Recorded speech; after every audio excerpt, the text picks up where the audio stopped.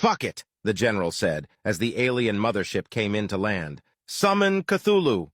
It had been a long and drawn-out war. Centuries of warfare against the indomitable strength of the off-worlders had caused rapid technological advances on Earth. Automobiles were traded for frictionless hovercraft, ballistic weapons for energy propulsion systems, and quiet homesteads in the country for staggeringly large domiciles which stretched into the atmosphere, housing hundreds of thousands in only a city block miles high. Rather than living for things like love, peace, and family, society was fighting for its life against a Herculean opponent from the stars. The people from Earth detected the invading force about 20 years before they arrived, and they fortified everything they could. The forces from Earth had established AI-manned military bases on the other planets in the solar system. They'd made defense mechanisms which could destroy an entire otherworlder transport ship and then use the wreckage to build more machines to fight against them. The invading force held terrible power. They seemed to have no fear of death, no need to mourn their kind who had been incinerated before their eyes.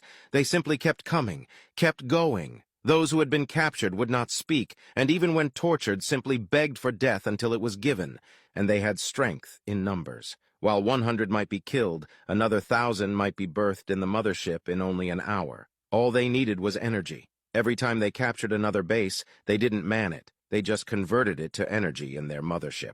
They would use anything, asteroids, shuttles, people. They converted it all. And from this energy, more of them came. The people from Earth fought like hell against the oppressors, but they were trapped in their solar system. They had no access to energy from other suns, no way of renewing their resources. And so the two forces fought, locked in battle over the course of several hundred years. But as went time on, things became increasingly dismal for Earth. Slowly but surely, Earth gave ground. By the time Mars was taken, the people from Earth were getting desperate, looking for any answer, any ingenious realization which could save them.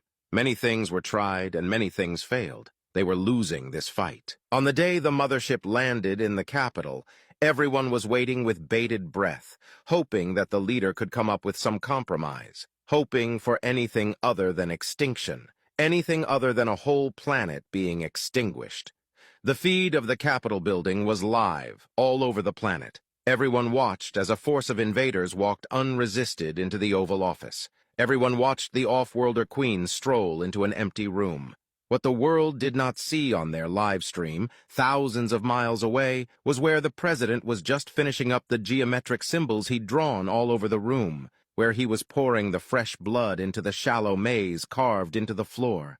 Everyone did not see the cavernous pit look open like the mouth of some subterranean behemoth. The world did not see him gaze longingly at the picture of his family before setting it at the edge of the pit, before chanting the ancient words and casting himself into the pit. Nobody heard the dull thump of his body as it was caught in a great cold hand, the size of a football field. What everyone did see, whether or not they were watching a broadcast, was what happened when the old one woke. They did see the laws of space and time break. They did see the distortions in reality. They saw as the skyscrapers and cities curved in on themselves, crushed under their own weight. They saw and felt all the space stations and aeroplanes being pulled inescapably to Earth.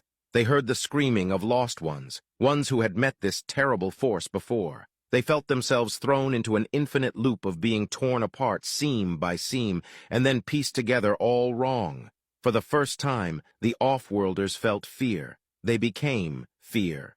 They were not wanted here, and they knew it. They felt themselves become molten, melting in endless pain. They felt themselves glistening with immobile fragility, knowing that a single touch would shatter them. They saw their queen peel like an orange, then watched her insides decay like old fruit in the dark in just a matter of seconds. Everything pulsed. The hills rolled over each other like waves, while the buildings folded into each other, crushing everyone and everything inside.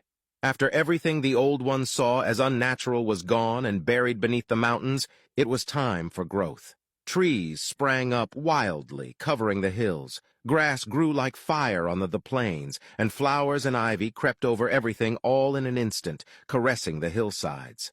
Somewhere there were survivors. People had made it, and they would survive. They would repopulate as they had before. This was not the first time the Old One had to protect the people from Earth, and it would not be the last. With his job done once more, he sunk back to the deep innards of the earth and rested his eyes. He would slumber here until he was needed again.